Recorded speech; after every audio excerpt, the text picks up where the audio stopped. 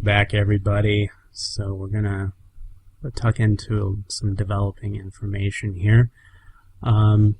So as Monsieur Doyle holds up these letters, and we see on on one of the envelopes it says, "To my dearest Caroline," beautiful flowing script. She kind of looks at it. How does Joy react? How does Joy react to seeing the envelope? Joy is a little bit amused because he is way too entertained by gossip. He's terrible like that. And just holds it up and is like, a new development. So Dr. Lim, you're over at the closet and you're looking through.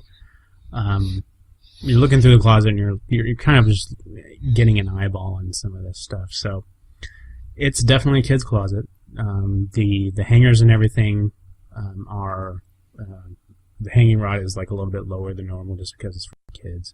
But they have sets of shoes that are lined up in neat, orderly fashion inside small mahogany cubbies that have been set up especially for their shoes.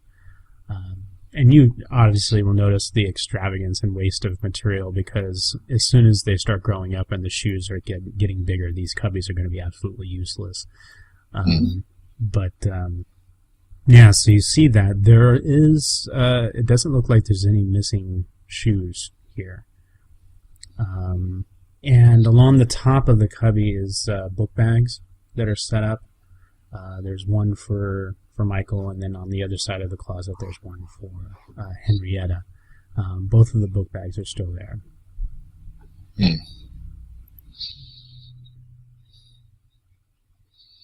Well, if they left on their own accord, they left behind several useful items.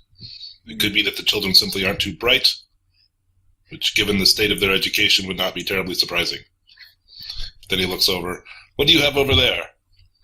Oh, you know what? Did I see if there was any evidence of more shoes in there? Or did I just get distracted by the letters? No. There's no other sets of shoes in there. I mean, with that level of success, I mean, you can see like perhaps maybe like the light shines right in here to where you're able to see inside this grating, and maybe that's why they chose it, because they could see. But you can tell there's probably been other materials that are in here with because there's like little drag marks along the metal of the inside of the vent. So yeah, you could definitely see that probably there was something else stored here or has been moved around. But probably not next to 2 sets of shoes. Who knows? It's possible. Well, Dr. Lim was mostly going to be annoyed that Joyo found something useful. So how does that play out? How does that?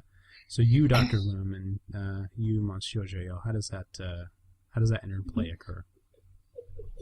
Dr. Lim will simply say, "Well, what do you have there?"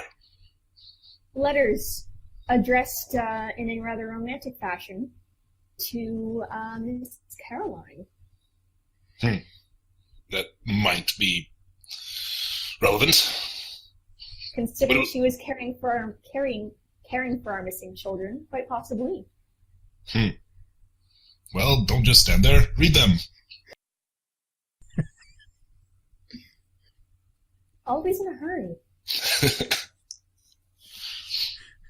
And Joy seriously resists the urge to make a comment about going faster because of his short legs.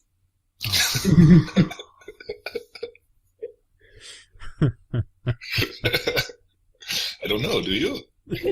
He resists it. I mean, if you want me to roll something for that, if there's a dice set for self-control. There is an etiquette stat. Roll for sarcasm. There is. You could roll for resist temptation. No, I was kidding. I won't do that. So, okay. So how does Sally forth, my erstwhile companions? So let's open these up. You might as well untie the twine. Okay. Pop open the first letter. So, At this point, I'm very glad that Caroline is out talking to us. Yeah. While this guy is just nosing through her letters. All right. So you open the envelope, and have these been opened before? Oh yeah, definitely. Okay, good. They've kind of been like kind of foxed and along the corners. A few of them look like they were folded in half. The envelopes and whatever their contents were. The first envelope that you open up actually has like a pressed flower inside of it that's folded inside the letter. So as you open it, the pressed flower kind of falls into your lap or into your other hand or something. And you open it up, and the flowing script it's the same flowing script, and it opens up with "My dearest Caroline, long has been the day that I've had to work over this meager desk, in the hopes that I may see you later this evening. But alas, it is not for a week hence that I will see your beautiful vision once more." And it continues on, and as you're kind of, I'm assuming you're reading this out loud to Dr. Oh, yeah, Moore. yeah. I'm Sorry. enjoying this. Of course, it's the two people who have absolutely no shame at all who discovered these. One thing that you notice, because you have the letters kind of close as you're reading them. I'm also reading this in my most dramatic French accent. Nice, very cool. And it's absolutely terrible. Wow. Well, come up with something nice and flowery and romantic if you'd like to talk up Miss Caroline. I'll give you a moment to reflect on something to say as we when you're opening the letters and you're reading them. There's actually even kind of like a ruddy smell to it, almost not quite a cologne, but something that's mixed with that flower. It Rose there. Oh, sorry. As you open up that letter, there's kind of a musky, ruddy smell that's kind of in the paper itself. And the paper itself is pretty fine material. It's that kind of cloth, vintage cloth type paper, almost like a papyrus type paper. Someone knows how to impress. So we'll kind of like, as you're kind of reading this and Dr. Loom is listening, how are you reacting, like hearing all this mushy stuff? He's mostly tapping his foot impatiently. He's not taking notes for Edna later. He doesn't care about romance unless that romance involves deltoids. Yeah, the irony is completely lost on him. Hilarious. So we'll drift back outside, and the camera comes back to the red rimmed eyes of Caroline as she looks up at the imposing figure of Bill Polson, and she says, I have not. At this point, Dove's going to lean over and says, "Your employers are not here. Straub is not here. We have no reason to tell them anything that we don't need to know, that they don't need to know. We only need to do our jobs and find the children. Please, tell me what you know."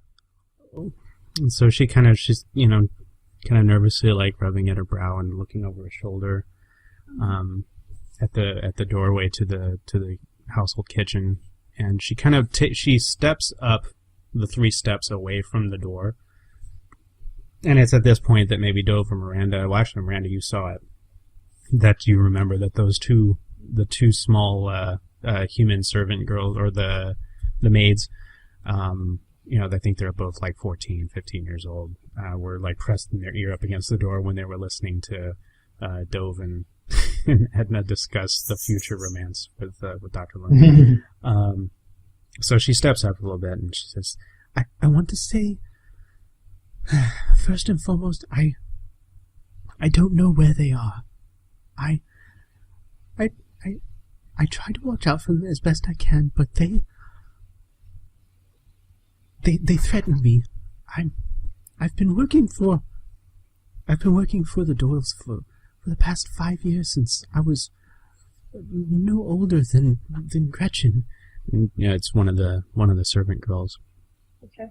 And it's just I'm almost 20 years old, and I would like to know that there's something more for me outside of this household, a family perhaps. And there was someone that I met, and I tried to keep it secret, but the devilish Henrietta, she She saw us once at Hyde Park, and she threatened to tell the Doyles, and they frown upon relationships. I know they do, and I don't want to lose my job. I still have money that I send to my family, but they were threatening to uncover my romance.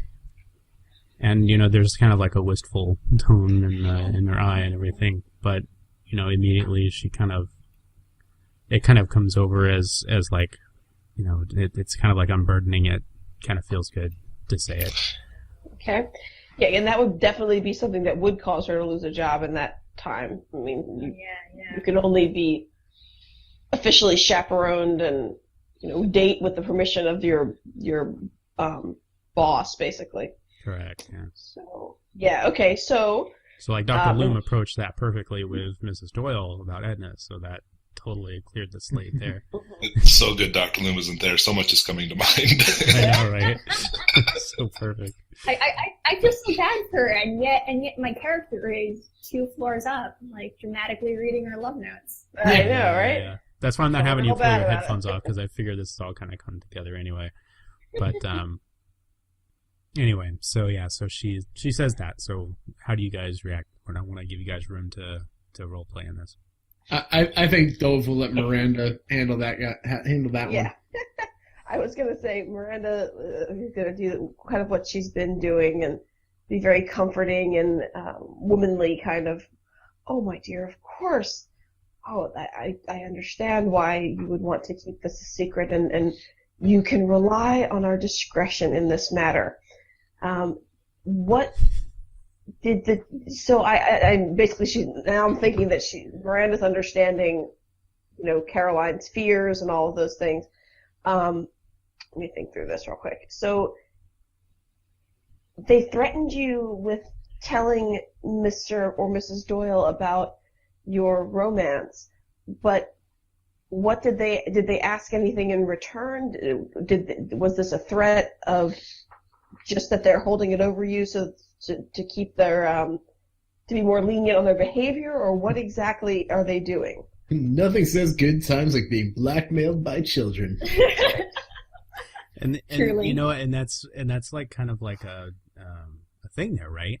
Because she's 18, 19 years old, and these kids, they're 15 and 13, and as you grow, you grow in this time and place, this time period. I mean, there's certain levels of, like, you don't get bossed around by kids, right? You don't have that happen. I mean, obviously the boss is kids and they tell you what to do in the household, but to this level is right. Yeah, it's very atypical. Okay.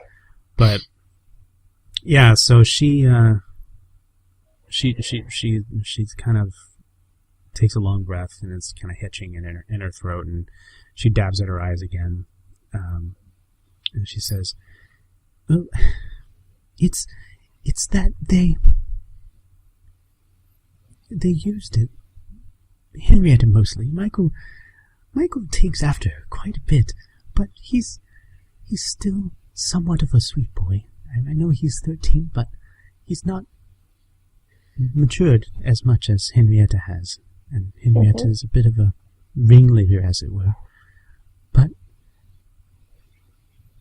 they would use this information about myself and my rendezvous so that they could sneak out, and I would not tell the mother." Ah, so they have made a habit of vacating their bedrooms overnight. Yes. And do you know where they have disappeared to in the past? Well, I don't know specifically where they go. I mean, she was very specific. She said if she found me following them, that she would definitely tell the parents. But I don't know that she's particularly enamored with her second cousin, is Robert Doyle. The man's charming, of course. He's been by the house several times. He has family. Well, a different kind of family, if you know what I mean. But he's different than what Mrs. Doyle, Mr. Doyle comports themselves as. He's rather progressive. He frequents the areas down by Soho, and there is this one place that he goes to. I've heard of. I've never been. I've never had that sort of money to be able to go. But he does frequent the Tin Bells Club down at Whitechapel. Nice. And Okay. I don't know, it's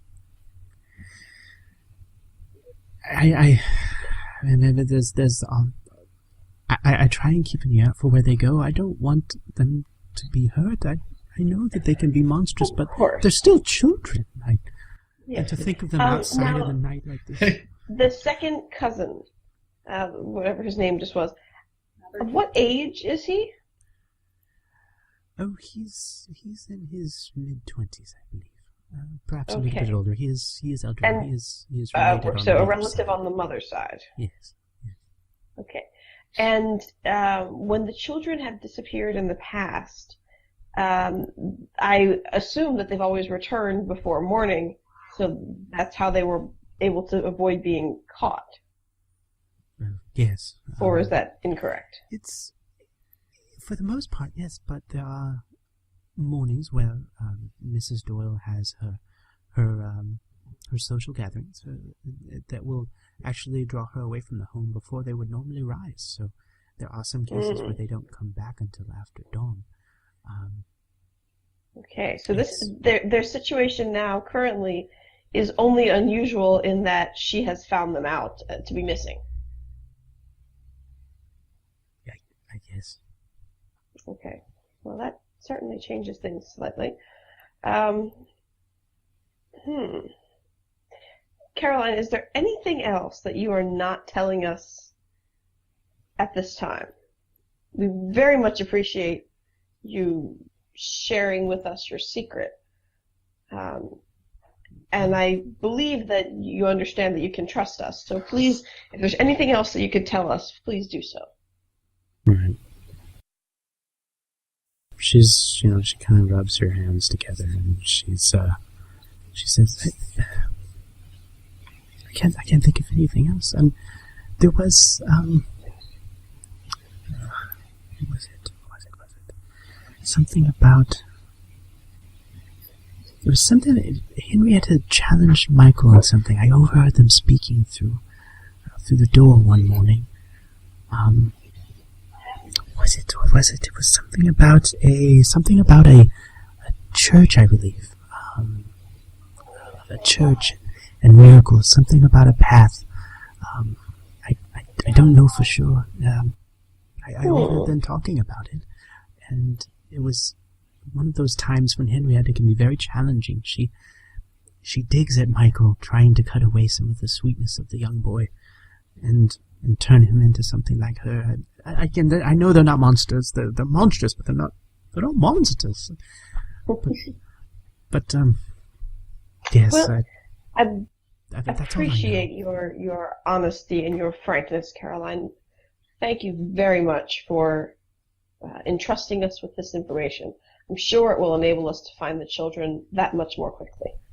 No, I mean, at this point, she comes in close to Miranda, and then she actually reaches out a hand and touches Doe's forearm, and she says, "You must not tell them about my relationship, please. I beg of you, please don't tell the Doyles about this." Dove is gonna. He's feeling conflicted right now because he does feel bad for her because he knows that probably if she gets fired from here, she's gonna have a hard time finding work and will probably end up in more kind of shady activities. But at the same point, he has absolutely no respect for a caregiver who, to save her own skin, lets kids go to Whitechapel.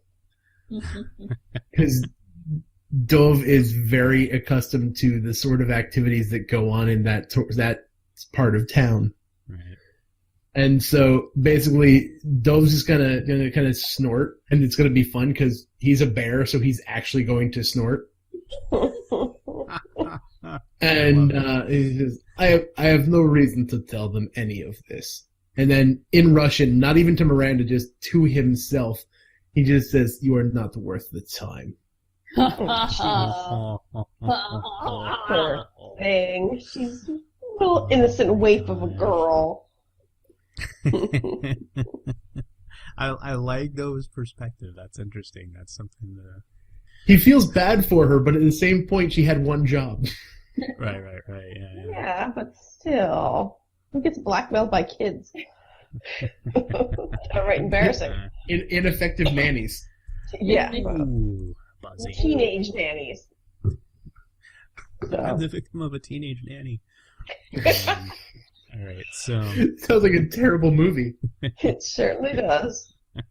Or a garage band. Who knows? Yeah. Let's see. Okay. Ladies and gentlemen, the teenage nannies. This could go very badly very quickly. Yeah. Okay. Done. All right. So we,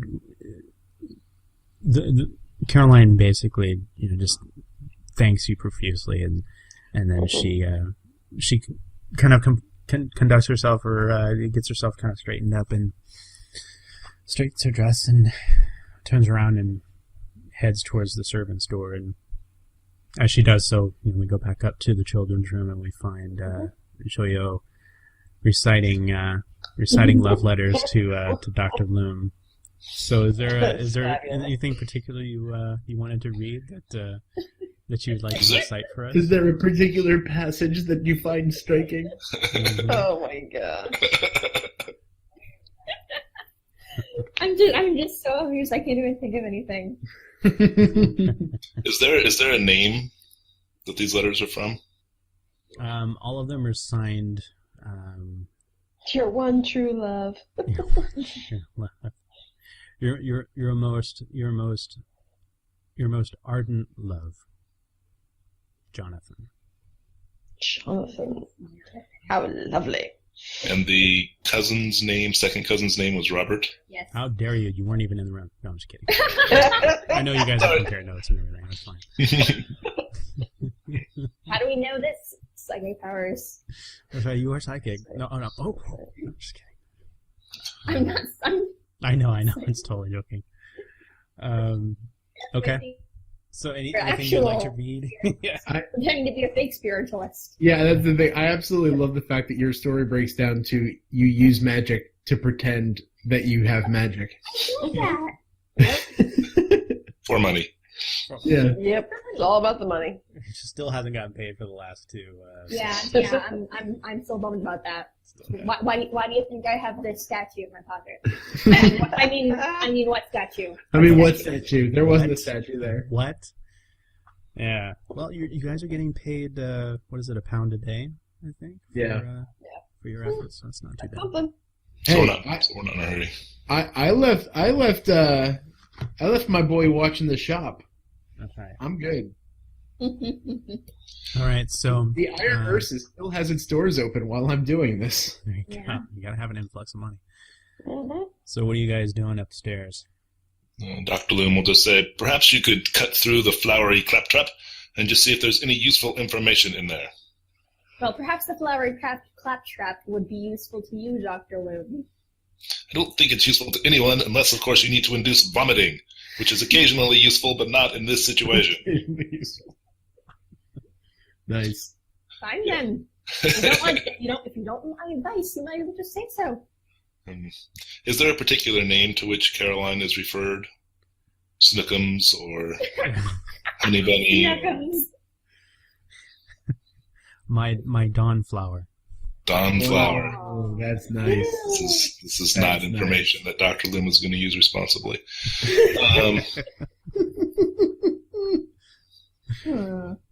Well, the useful information as per our investigation would be that these letters were found in this room. It's true. It seems like our adventurers are finding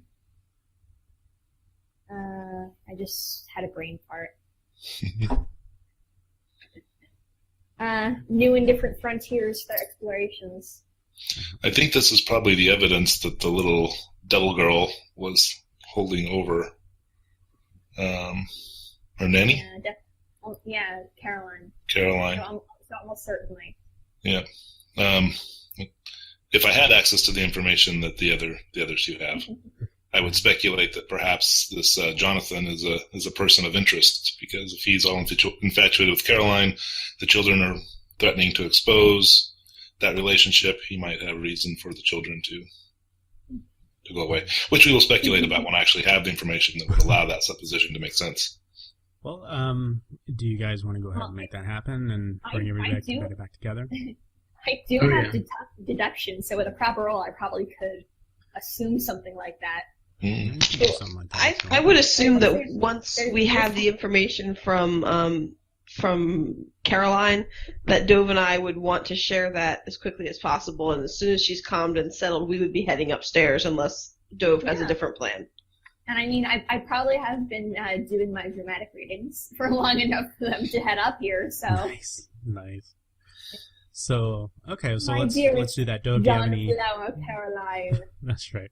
Dove, do you have any... Because I know you had some qualms about going upstairs, but I think that was because Mrs. Torbo was, like, right there.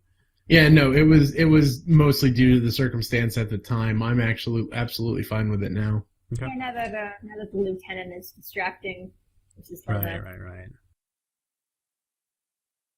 You guys head upstairs, and you see... Let's see here. Get back to my map. So as you guys head upstairs and you guys arrive up here at the landing, you see over here down the hallway, Mrs. Torbo and Lieutenant Blackwell are having a discussion at this point. And Mrs. Torbo's back is to... And actually, as you're coming upstairs, Mrs. Torbo is kind of angled to where... or I should say, Lieutenant Blackwell is moving around Mrs. Torbo to kind of angle her back to who's coming upstairs. It's not like you can hide the footfalls of Doyle Folsom, but it would hopefully add some level of decorum to getting her from not paying attention to you. So, so you come over to the children's room, and the door is slightly open, and you know it's the children's room, or at least you know this is where your compatriots are, because you hear Monsieur Joyot, Monsieur Joyot's recitations of passion as you guys get nearer. So as you come in through the door, Monsieur Joyot, what are you reading at the time when they enter? Probably something extraordinarily sappy. Come on, give us the fake Frenchie. Let me say. You gotta pull a Pepe Le Pew.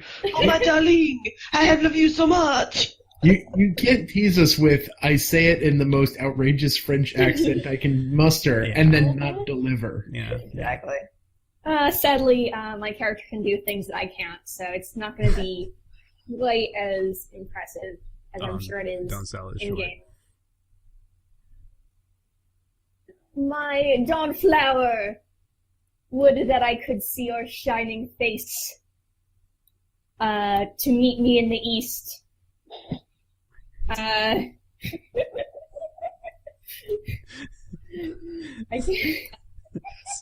So you're reading this, and Dr. Loom, how are you responding? Are you still kind of grousing about it, or what are you doing? The most beautiful thing that I have ever seen. I would suggest you take notes at this point, Dr. Loom.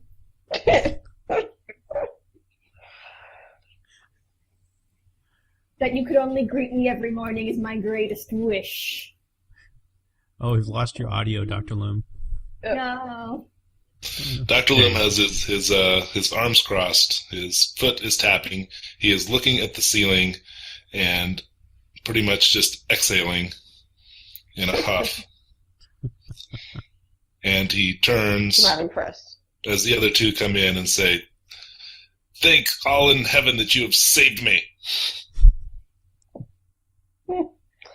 So we would have overheard. What's your pulsing? I am trying to give the man advice. Are we walking in at that point? Yeah. Yeah. And Yeah. so, like, maybe, Joyo, like, ends the letter, your dearest Jonathan or something like that or whatever. Yeah. Yeah, whatever. So, yeah. So you're back together. So how do you guys exchange information? And if you want to fast forward and get to the next step, we can. That's Well, fine. the first thing I'm going to respond to that is saying, like, he will never take it. Our spiritualist seems to be possessed by a moron. I found myself in the middle of a poorly written melodrama seance. And then Dove's going to look at him and go, but are we not all fools for love, sir? And so we would have overheard part of this, correct? At that point, Sure, he's going to chuckle, and again, I'm actually going to have Dove chuckle at hypothetical trees because he heard that. He's like, or perhaps maybe we should do a risk-reward chart.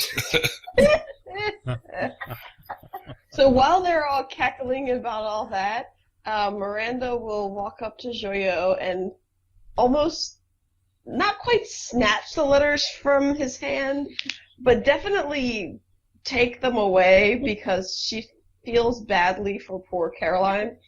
And she realizes exactly what's going on here, like from overhearing that little bit. Yeah. So she is, like, I'll hold on to that for right now, and kind of just takes them away. Don't waste your time. There's not even a hint of a rational argument anywhere in there. He'll let her take them. Okay. Okay. All right. And then I would just say, well, let me see. This information here, these belong to Caroline. The children were using this, their knowledge of her romantic relationship to blackmail her. Apparently, they leave their rooms quite often of an evening, and they're quite a terror to poor Caroline. So I suspect at this point that we're not looking for children who have been abducted, but rather for children who have left of their own accord. Although children of that nature would be even more useful for black magic. That's possibly true, Dr. Loom, but again, we were hopeful that they just have, run into some difficulty in returning home. Why does everything always end up with child sacrifice with you? It is very troubling. Perhaps I could build a decision tree for you and explain the matter. How every It comes down to decision simple comes back. economics. Always come down to child sacrifice and Yes. just Dr. Loom in a nutshell. You have now described science. So on that bombshell, let's go ahead and take our second break here. We'll Oh, return gosh. to our heroes and their decision trees in just a moment. Heroes, quote unquote. At this point. I use the term loosely. All right. Yes. We'll be right back.